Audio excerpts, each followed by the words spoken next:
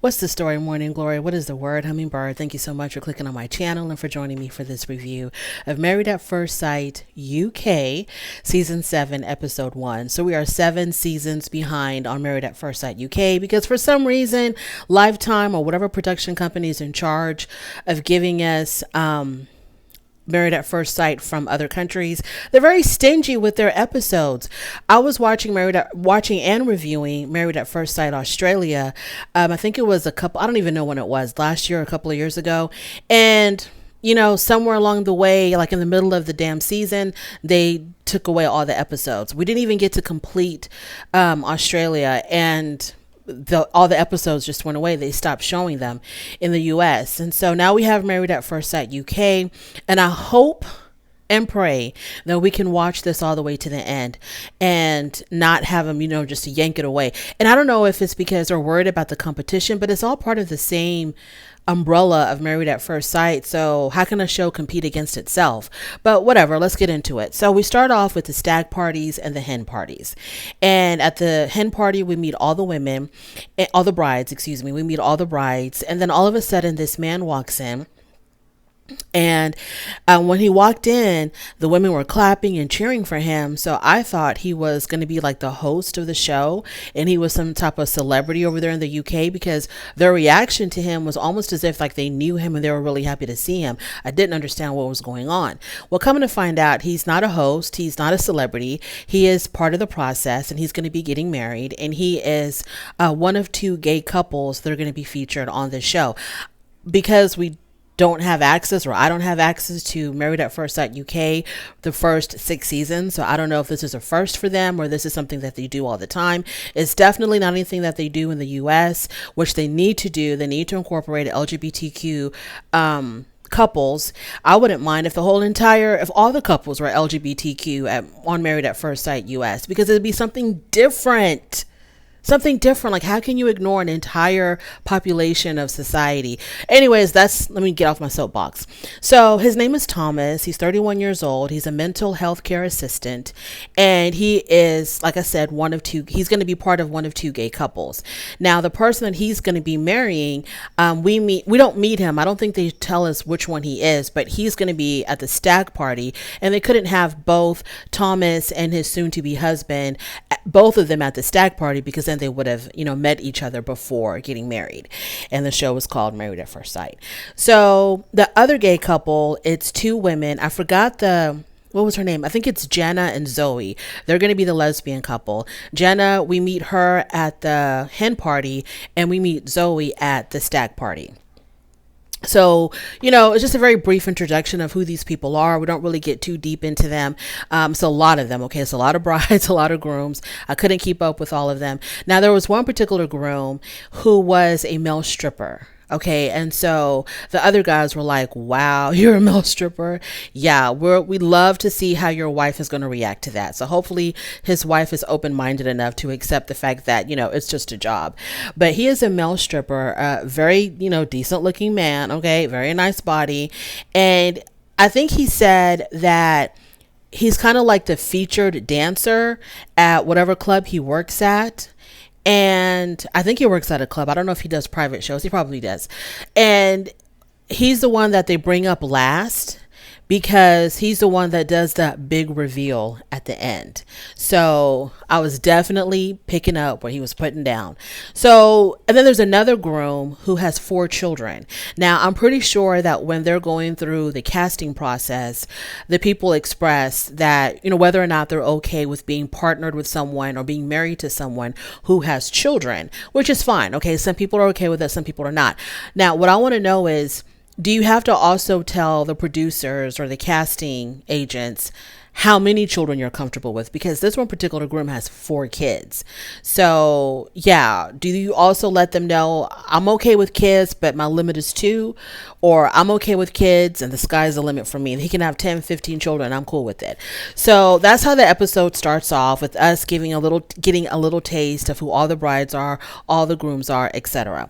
Now let's get into the actual weddings. So we were blessed with 2 weddings in this episode, and one of them was Jordan and Shanita. So, excuse me. Jordan is 29 years old. He's an account manager. He's full of life. He likes to have fun. He has a very positive outlook on life. He always sees the glass as half full. He lives with his sister and his mother, and he prefers a more natural looking woman. He doesn't want all the makeup, the heavy makeup, the lashes, the nails, and all of that stuff. So he prefers a more natural looking woman. Shanita, she is 29 years old. She's a social worker. I think she lives alone with just her and her dog. When she was born to a 16-year-old single mother, and we also meet her lovely mother in this episode as well. So I'm pretty sure growing up was a struggle, to be born to a teen mom. And then eventually her mom later on got involved in a very toxic relationship that nearly tore Shanita and her mom apart, because her mother's boyfriend or husband was getting in between them. So that almost destroyed their relationship completely, but they were able to survive. Their relationship was able to survive that toxic relationship. And now, they're closer than ever now. Shanita is also a social worker. I don't know if I mentioned that. I think I did. And she is hoping for a caring, loving, nice guy that doesn't have to look like a Greek god. So if he's not, muscles popping up everywhere, or looking like he just walked out of a muscle magazine, or someone who goes to the gym, because she even specifically said, yeah, I don't want some kind of, gym addict, because I want us to enjoy, pizza and stuff once in a while. So she wants also like a more down to earth kind of guy who's not really concerned about his looks and his muscles and all of that. So, on the wedding day, Shanita did not want her mother to see her wedding gown until the day of the wedding. So after she got glammed up, she walks out. They're still in the bridal suite. She walks out, and her mom absolutely, broke down when she saw Shanita in that really pretty wedding gown. I liked her wedding gown. It was simple. It was appropriate. So her wedding gown was really nice. It was really pretty. And I liked Jordan's tuxedo. I don't like white tuxedos at all for weddings. I will prefer any color other than white, but his was dark, which I liked. It was a dark suit, and he had an orange tie and an orange handkerchief, and the orange, it kind of worked, it kind of made the suit pop a little bit. So I wasn't mad at it at all. So he's up there at the altar waiting for her. And of course, his back is turned as she walks down walks down the aisle. And when he finally turns around and they see each other, they both were pleased. I was like, oh, thank God. They both were really pleased. There was an attraction there. He thought that she was beautiful. He said that she's my type because of her sense of humor. So, he says something funny in his personal vows, and she says something funny in hers, and their sense of humor completely matched. They kissed on the lips. Okay, so that was a good sign. And their ceremony was really, really sweet. And I thought, they looked absolutely adorable together. And at the reception, Shanita's mom, she got up and she gave a speech, and of course she cried all the way through, and everybody in the room was crying by the time she was done with her speech. It was a beautiful, heartfelt speech, just showing the love that she has for her daughter and how much she's supporting her daughter in this process. Jordan also stood up and he gave a speech that acknowledged Shanita's mom, acknowledged his deceased grandmother, and also acknowledged his new wife. So everything about that match and that wedding went almost perfectly. So I am looking forward to seeing more of Shanita and Jordan. That was a good match. Now let's go into Crazy Town. We have Whitney, 31, and Duca, who's also 31. So let's talk about Whitney first. Now, under her name, they put her occupation as PA, and I don't know what that is. I'm thinking it probably means production assistant. I don't know exactly what that's all about, but she's a PA. I don't know what that is. Production assistant, physician assistant, I don't know. Unfortunately, her mother had passed away, and I think her mom must have passed away within the past 5 years or so. It wasn't too long ago. It seems like the grief is still fresh for her. I don't know exactly how long ago, but it can't be more than 5 years. Her mom had died in a car accident, and so it was a very unexpected death. And so Whitney is still trying to process all of that. They showed a picture of her mom in the newspaper that featured or that talked about her car accident, and we also get to meet her aunt, her mom's sister, and the two women look almost exactly alike. Whitney is very particular with the kind of man that she wants to be matched with. He has to be huge. She says she just wants a man who's got these big, massive, muscular thighs, and he has to be extremely tall and big and huge and a full beard. And I'm like, girl, what are you talking about? Are you talking about a human or a giant or Paul Bunyan? Like, what is this? She keeps on stressing over and over and over again how she wants a groom that is just huge, massive, like a brick house. Okay, this is what she's looking forward to. She's very, very specific about what she wants. And to her, it really is all about looks, because she doesn't talk too much about personality. She doesn't talk too much about what's in the heart. She just keeps talking about how she just wants this really big, bigger than average type of man, bigger than life type of man.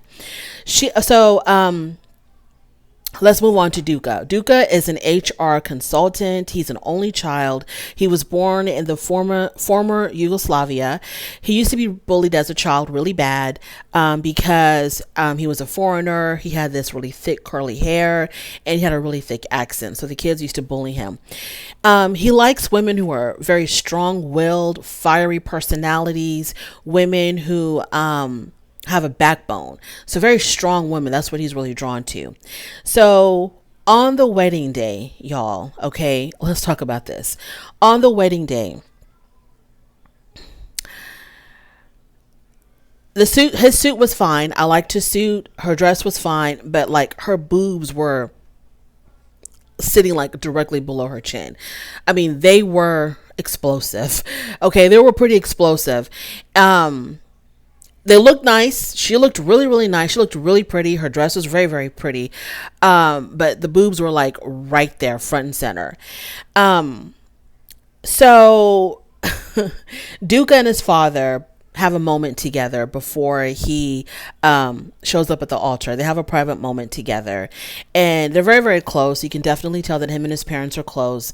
And he says that he wanted to be a part of this married at first sight process because he wants to have a very long, loving, a long lasting marriage like his parents do. They've been married for a very long time. Do they say like 30 years or something? So that's what he wants for himself as well. So, as she's walking down the aisle, we're listening to her voiceover, and her voiceover, she's talking about how, she's hoping that her groom is huge and big and muscular and has like a really thick beard and he's really, really tall. And she says she's not going to settle for anything less than perfection. So she's coming down the aisle and he hasn't even turned around yet. And it looks like the look on her face, it's like you can tell that she's probably kind of disappointed in him. And he hasn't even turned around yet. So when he does finally turn around, he was very impressed by her. And he tells her, "You look amazing." And she was like, "Thanks." Like this really half-hearted, "Thanks." She didn't compliment him at all. So Whitney said that she wanted a man that would tower over her, a massive brick house of a man. And she says that Duca is only a shed. Girl. So Whitney says, she tells him, look at us, we're marrying a stranger. Who does that? And he was like, "You know what? Don't worry about it. It's going to be fun." And she's like, "Is it?" Very snarky attitude, like a really bad attitude. And I'm just like, what is going on here? Is this real? Am I really watching this? Is this real? Is this woman real or is she acting? I mean, just attitude for days, right? So she keeps on like, her face, it just looks like, I don't know. She just has this look on her face like she smelled dog poop or something. She has a constant stank face. And I'm just like, I've never seen anything like this before in my life. I'm like, Whitney, sweetheart, do you have any type of decorum? Do you not know how to act in public? So she's got this, stank face and, looking like she's extremely displeased about everything. And they give us a shot of Duca's dad. And his dad just has his head down. Like, oh my God, my poor son. What am I going to do to get my son out of this? He looks extremely disappointed. Whitney says in her confessional, she says, "This is like the worst thing I've ever done in my life." And she could only mean that she doesn't like the way he looks because she's got nothing else to judge this experience on. She can only mean that she doesn't like the way he looks. And so she's like, this is the worst that I could have ever done in my life. So she's not happy. She is not pleased because he is not big enough for her. He's a nice looking guy. I mean, for any other female, he'd be perfect. But for Whitney, So as Duca is placing the ring on her finger, I guess he's kind of like struggling a little bit. And then she says, it doesn't even want to go on, kind of like this must be a sign. So she recites her vows. And as she's reciting her vows, when the officiant is telling her to repeat after them. So as she's repeating the words, she's like, this doesn't even feel right for me to say these things, And he's like, it's going to be okay. It's going to be fine. In Duca's dad's confessional, he says that Whitney's approach to this whole process is not on the same level as his son. And he says, I feel really bad for my son. I do too, Dad.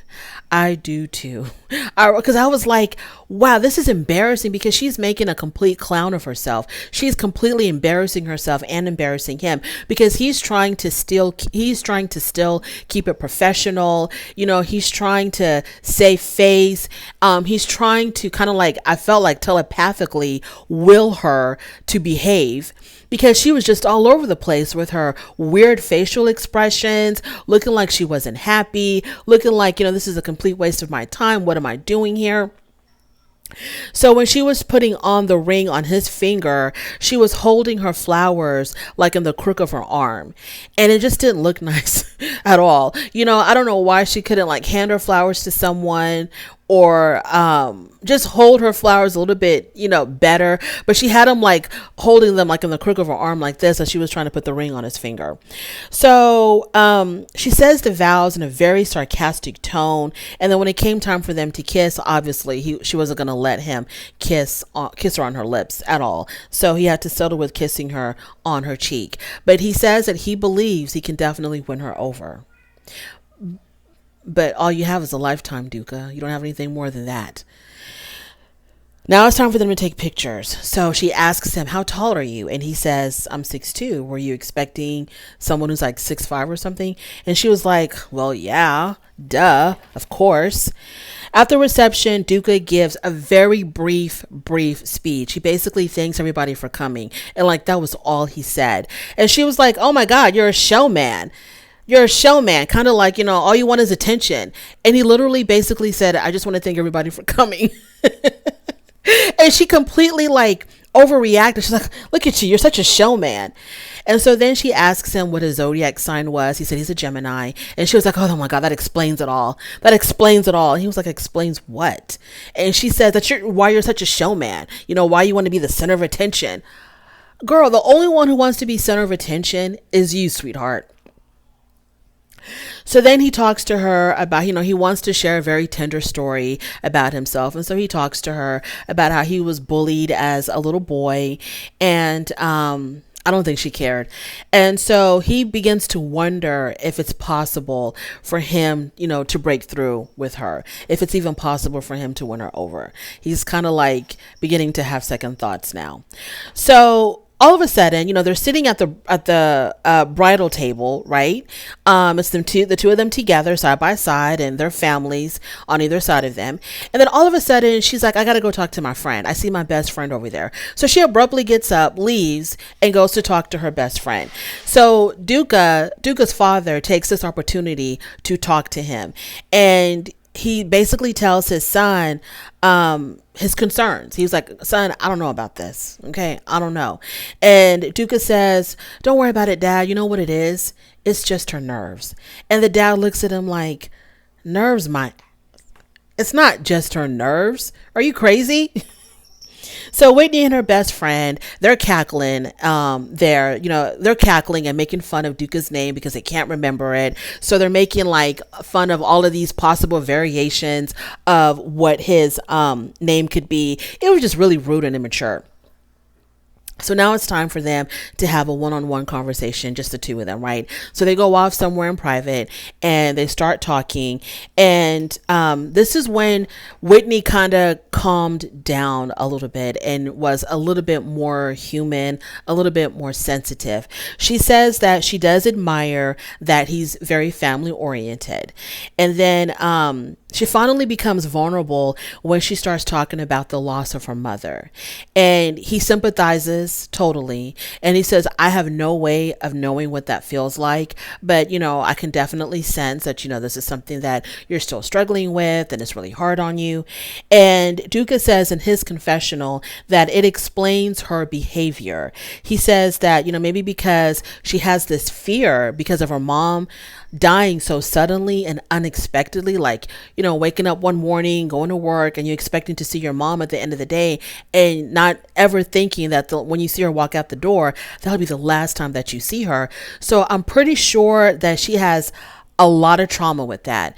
And she probably covers up her sadness, her fear of losing people, not knowing when she's going to see somebody that she loves ever again. She covers all of that up with this stank attitude, with this really bad attitude.